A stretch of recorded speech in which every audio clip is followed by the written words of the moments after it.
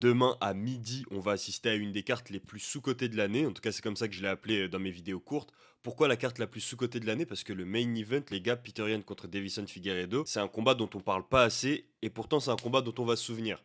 Là, on parle de deux combattants qui, à eux deux combinés, ont 10 combats pour le titre. Davison Figueiredo, il est sur une série incroyable. Le seul combattant qui lui a posé des problèmes ces dernières années, c'est Brandon Moreno, mais si on enlève sa saga avec Brandon Moreno, la première quadrilogie, c'est incroyable ce qu'il nous fait Davison Figueiredo comme carrière avec son passage de flyweight en bantamweight, mais on va y arriver. De l'autre côté, on a Peter Yan qui est un ancien champion, les gens ont tendance à l'oublier. On parle vraiment pas assez de lui, je trouve, dans cette division des bantams, en même temps avec Sean O'Malley qui est un peu l'éclipse, qui a un peu éclipsé tout le reste de la catégorie ces dernières années. Bah, on connaît pas assez bien les bantamweight, mais là, il y a un certain réveil avec l'arrivée de Merab Valishvili, la défaite du coup de Sean O'Malley, l'arrivée d'Oumar Nurmagomedov, l'arrivée de Davison Figueiredo qui vient de la catégorie inférieure, et enfin, et pas enfin, il y en a encore plein d'autres très intéressants dans cette catégorie, Cory Sandhagen que je pense d'ailleurs toujours capable de devenir champion un jour, mais il y a surtout Peter Yan qui est là depuis un bon moment, qui est devenu champion et qui pourrait très bien le redevenir. Je vais vous donner mon pronostic à la fin de cette vidéo, je vais vous dire comment est-ce que je vois le combat se dérouler, qu'est-ce qu'on a des chances de voir dans ce combat, pourquoi c'est un combat exceptionnel, et on va commencer par ça. Pourquoi c'est un combat exceptionnel? On a deux combattants qui sont ultra spectaculaires.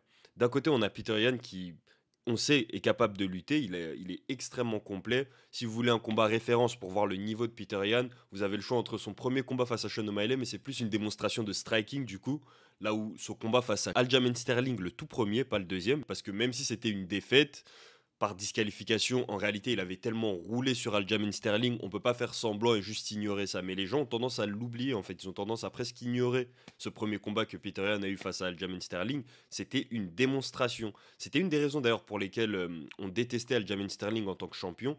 C'est qu'il avait perdu tous les rounds. Il s'est pris ce coup de genou à la tête. Pour ceux qui se souviennent pas, Peter Yan avait mis un coup de genou illégal dans la tête d'Aljamain Sterling pendant qu'il avait encore des appuis au sol. Et donc Aljamain Sterling était devenu le tout premier champion UFC par disqualification. Mais en tout cas, Aljamain ne pouvait pas du tout se proclamer champion. Il a fait l'erreur de se proclamer champion et est devenu le champion le plus négligé, le plus détesté de l'histoire de l'UFC. Tout ça pour dire que Peter Yan, c'est un des combattants les plus complets. Allez voir ce combat parce que c'est vraiment un combat référence où on le voit faire des trips, on dirait Zabit Magomed-Sharipov. On le voit aussi s'exprimer en striking parfaitement. Pas aussi parfaitement que... Enfin, parfaitement, c'est un bien grand mot, mais je dirais spectaculairement. Pas aussi spectaculairement, si c'est un mot qui existe d'ailleurs, que face à Sean O'Malley. Le combat entre Peter Yan et Sean O'Malley, c'est un peu une tragédie. Ça arrivait pile pendant le début des conflits entre la Russie et l'Ukraine. Et donc, pour ceux qui se rappellent, il y avait énormément de bruit autour de cette situation politique et du fait que bah, les Russes, on apprenait qu'ils n'allaient pas pouvoir participer aux Jeux Olympiques. On apprenait que voilà, il y avait un écart des non-russes, peu importe le domaine, il y avait un mélange entre le sport et la politique. On a eu ce combat entre Peter Yan et Sean O'Malley qui s'est passé aux États-Unis, où Peter Yan a plus ou moins battu Sean O'Malley. Pour moi, il l'avait battu.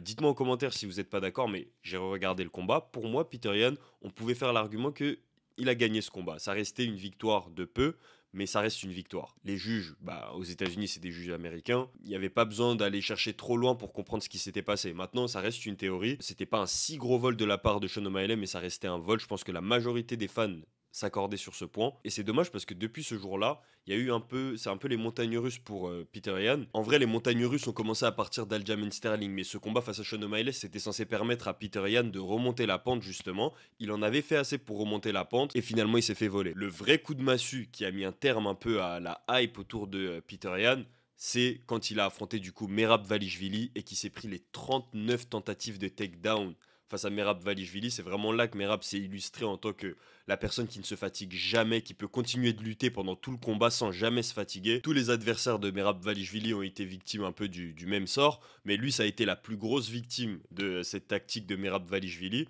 Finalement, cette défaite, elle a bien vieilli pour Peter Yan parce que Merab Valishvili est aujourd'hui devenu champion, mais ça reste une défaite qui avait énormément impacté sa carrière. Il a quand même réussi à rebondir après ça face à Song Yadong avec une belle victoire vraiment décisive parce que s'il avait perdu ce combat face à Song Yadong, là ça aurait été vraiment le combat qui l'enterre. Ici, Peter Yan, il a réussi à rester d'actualité malgré sa disqualification face à Aljamain Sterling, malgré sa deuxième défaite face à Aljamain Sterling qui était une défaite cuisante, malgré sa défaite face à Sean O'Malley, il a fait 3 défaites d'affilée. Avant ça, il a battu Cory Sandhagen quand même, mais voilà, 3 défaites d'affilée et finalement il a réussi à rebondir après Song Yadong et là il pourrait bien se diriger vers un combat pour le titre. Mais je vais vous expliquer pourquoi je pense qu'il a des chances dans ce combat. Et après ce combat, je ne l'ai peut-être pas précisé en introduction, mais ce combat, c'est un Title Eliminator Bout. Title Eliminator Bout, c'est toujours dur à dire. En gros, le gagnant de ce combat va combattre pour le titre juste après, normalement.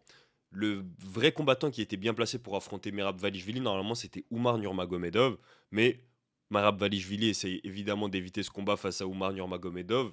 Il a de bonnes raisons de le faire. Mais ça, c'est un sujet pour une prochaine vidéo. Je vais expliquer pourquoi Merab-Dvalishvili a raison d'avoir peur d'Oumar Nurmagomedov. Mais une personne que je pensais qui était capable de battre Oumar Nurmagomedov, c'était justement Cory Sandhagen. Et la dernière victoire de Peter Yan avant Sang Yadong, c'était justement face à Cory Sandhagen. Cory Sandhagen qui est selon moi un des, si pas le combattant le plus compliqué de la catégorie. Vraiment, je serais surpris qu'il finisse sa carrière sans jamais être champion de cette catégorie, Cory Sandhagen. Peut-être que je le surestime, mais en tout cas, Peter Yan est venu à bout de Cory Sandhagen. C'est une des divisions les plus sous-cotées. C'est pas juste cette carte, c'est la division qui est sous-cotée. On réalise pas à quel point le niveau de cette division est haut. Tous les combattants sont complets. Même Sean O'Malley est complet. Pourtant, on le voit comme un striker spécialiste du striking et tout, mais même Sean O'Malley a d'énormes compétences au sol. On les a juste pas encore vraiment vus. Mais tous les combattants de cette catégorie sont extrêmement complets. Peter Yan fait partie des plus complets. On n'a jamais vu vraiment le sol de Peter Yan, le sol offensif. C'est pas un excellent grappleur. Maintenant, ce qu'on sait, c'est qu'il a jamais été soumis de sa carrière. Jamais, pas une seule fois. Il a mis une soumission dans sa carrière, mais il a jamais été soumis une seule fois Peter Yan. Et malheureusement pour Deiveson Figueiredo, c'est une des choses sur lesquelles il va devoir compter. En termes de striking, encore une fois, allez voir le combat entre Sean O'Malley et Peter Yan. Deiveson Figueiredo n'est pas aussi technique que Peter Yan.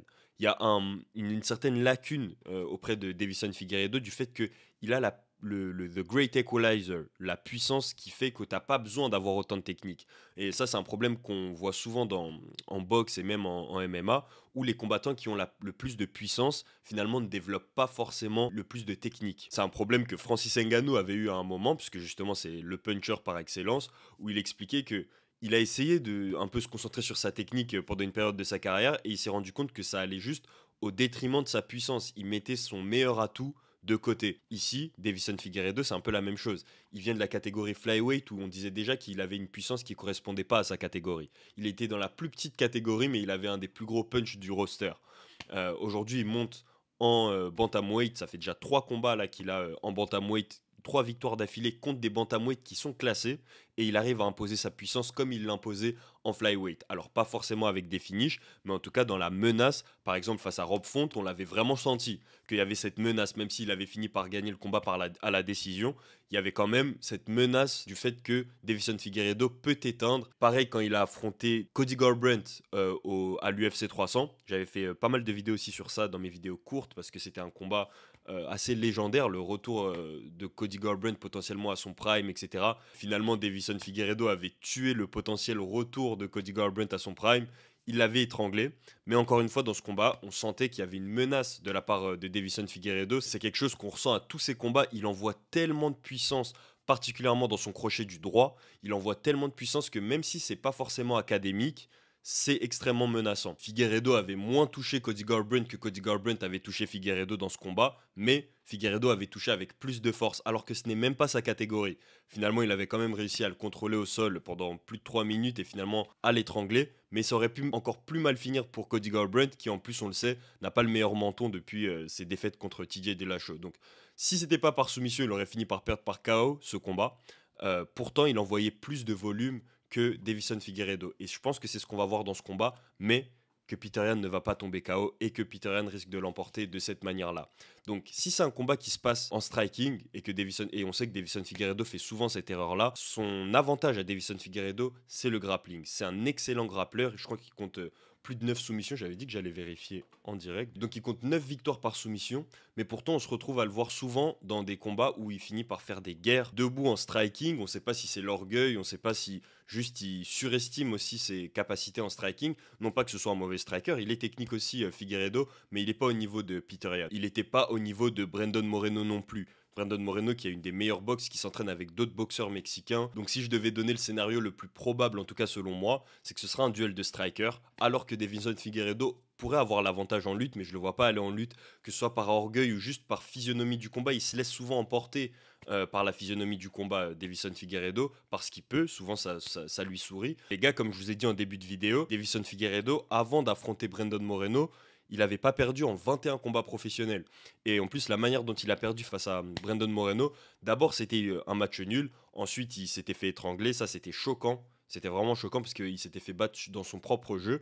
Et après ça, la deuxième défaite face à Brandon Moreno, elle était assez controversée parce que c'était une blessure à l'œil, un arrêt du docteur, un arrêt de l'arbitre. Donc c'était une défaite controversée. Maintenant, ça restait une défaite. Clairement, Brandon Moreno s'était imposé sur lui, mais il a jamais été ridicule dans ses combats. Et après ça, il a de nouveau commencé à gagner. Donc il y a que Brandon Moreno qui lui a posé des difficultés vraiment dans ces dernières années. Je ne sais pas quelle était sa série de victoires, mais il était déjà sur une série de victoires avant d'affronter Brandon Moreno. Ils ont fait la quadrilogie et là, il est de nouveau sur une série de victoires. Voilà, pour vous dire que jusque-là, ça lui a souri de plutôt se reposer sur sa puissance, la puissance de son punch. Mais face à quelqu'un comme Peter Yan qui manifestement ne tombe jamais KO, il ne tombe pas KO. Quand il a affronté Sean O'Malley, à plusieurs coups, on s'est dit, mais non, là, il devait tomber KO. De l'autre côté aussi, Sean O'Malley aussi aurait dû tomber KO sur certains coups. Les deux ne tombaient pas KO.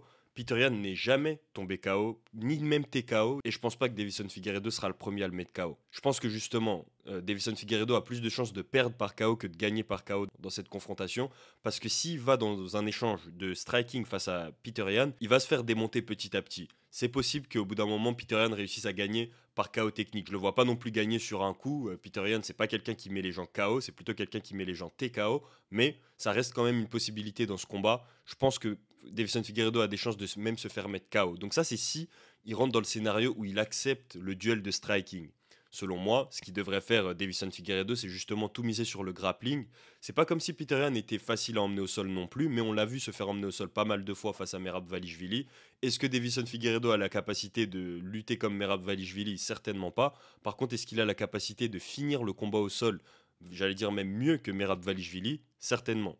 Davison Figueiredo, 9 soumissions en carrière. De l'autre côté, Peter Yan ne s'est jamais fait soumettre en carrière. Je pense qu'il y a plus de chances qu'il soumette Peter Yan qu'il y a de chances qu'il le mette KO. Dans tous les cas, il va devoir faire quelque chose d'assez exceptionnel. Il va devoir soit être le premier à mettre KO, soit être le premier à soumettre Peter Yan. Parce que si ce combat va à la décision, j'ai aucun doute que c'est Peter Yan qui l'emportera. Si ce combat va à la décision, encore une fois, c'est un combat en 5 rounds. Ça fait longtemps qu'on n'a pas vu Davison Figueiredo faire un 5 rounds. La dernière fois qu'il a fait un 5 rounds, c'était face à Brandon Moreno, justement quand il a perdu ce title fight. Après ça, il a enchaîné 3 combats, mais ces 3 combats, c'était des 3 rounds. De l'autre côté, Peter Yan, son dernier combat en 5 rounds, c'était il y a 2 combats, face à Merab Dvalishvili, justement. Mais c'est pas forcément le meilleur exemple parce qu'il a subi pendant ces 5 rounds. Néanmoins, ça restait 5 rounds et on sait que Peter Yan est capable de tenir sur 5 rounds. Davison Figueiredo, à ce poids-là, on l'a jamais vu faire. Donc, il y a une inconnue du côté de Davison Figueiredo qui n'y a pas du côté de Peter Yan, c'est au niveau de ses 5 rounds en bantamweight. Et la dernière inquiétude, elle est plutôt du côté de Peter Yan. Peter Yan, il revient de pas mal de blessures. Là, on sait que la dernière blessure qu'il a eue, si je ne me trompe pas, c'est rupture justement des ligaments croisés ou déchirure des ligaments croisés. Dans tous les cas, c'est quelque chose d'assez grave. Et à l'UFC, surtout dans ces catégories qui sont très explosives où ça va très vite, ça a souvent un impact. On voit que les combattants sont un peu plus statiques quand ils reviennent de blessures. On voit qu'ils sont moins explosifs. Il y a des parties qui sont juste plus fragiles. Davison Figueiredo, il est parfaitement au courant des blessures de Peter Yan, particulièrement au genou, qu'on peut particulièrement cibler très facilement. Donc ça peut être quelque chose qui peut empêcher le Russe de l'emporter face au Brésilien. Maintenant, je pense quand même que si Peter Yan accepte de faire ce combat face à Davison Figueiredo, qui est très très très important, comme j'ai dit, c'est un title eliminator bout.